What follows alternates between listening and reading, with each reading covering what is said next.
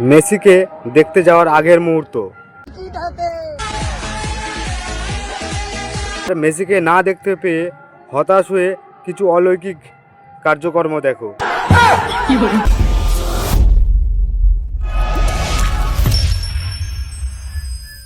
কত জনে কত টাকা দিয়ে দেখতে গেল মেসি, লাস্টে দেখলো শুভশ্রী কাকি। দেখতে এলাম, শুভশ্রীকে দেখেছি 12,000 টাকা। পুলিশকে দেখেছি আমরা, মেসিকে দেখিনি আমরা।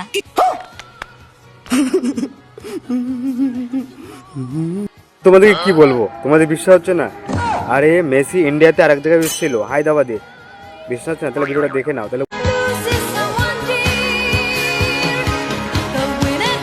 মেসি একটা হাইফাই লোক, তার মতো লোককে একটা মানে যে যখন আগমন হবে তার একটা অন্যরকম ভূমিকা থাকবে, প্ল্যানিং করা দরকার ছিল। আর কোনো প্ল্যানিং ছাড়াই বিভিন্ন, এখন মনে হচ্ছে যে সাধারণ মানুষ সেরকম এসছে, মানে কোনো ভ্যালুই নেই।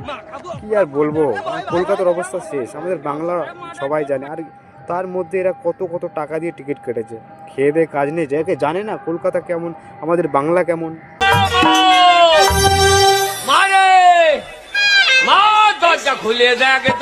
কার্পেট নিয়ে মোটামুটি বাড়ি চলে যাচ্ছে। আর কি করবে, 10,000 টাকা দিয়েছে, কিছু তো দরকার। মেসিকে দেখতে পাইনি, মানে বিশৃঙ্খলা সৃষ্টি হয়েছে।